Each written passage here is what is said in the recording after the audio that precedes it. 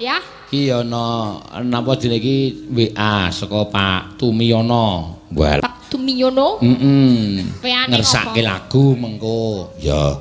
Nyuwun lagu sumangga kersa. Mo ya engko diaturi ya, Mak. Apa judule sumangga kersa ki lagu apa nih rong tau krungu nih? Kuwi rong tau krungu.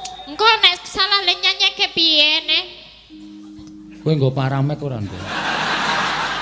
Apa paramek barang? Mumet das omongan ro kowe iki. Sumangga kersa ki sak karepe. Oh, kok lagu sumangga kersa ora ana lagu sumangga kersa. Wah.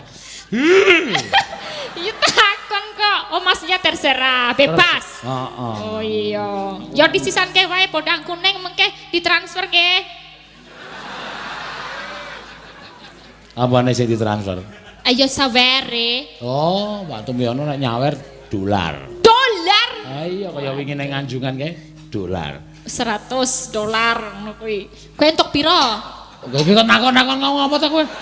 Lah jarene wingi jarene Pak Ustad sing jenenge dalang iku duwe weh. Nek misale tukang parkir ya berbagine ya ning angkringan. Nek dalang ya ra masuk iki dalange. Kowe nang kene iki mbiyen nek sadurunge tak kukup ya manganmu ming Indomie. Iya ya. Saiki bareng kowe iso dadi sinden milenial. Walah gayamu. Iya, tak jajan. Boten nggih, Pak. Tak jajan nang angkringan we. Enggak mau, Pak, enggak mau. Aku maunya makan yang Italia. Oh, arep mangan Roberto Baggio, aku yang ngono. Roberto Baggio. Dudu ya mojito. Apa mojito? Mojito ya, Pak. Mojito iki wedang koyo nek kene wedang woh nek cara kowe. Kowe ya doyan wedang woh. Dudu wedang woh. Ora kowe doyan wedang woh. Doyan? Ya sik ngenteni le nyapu. Weh. Sampah maksudnya. Nah, kandhane. Ora ya. Mojito.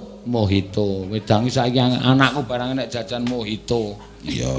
Mojito sak adine iki.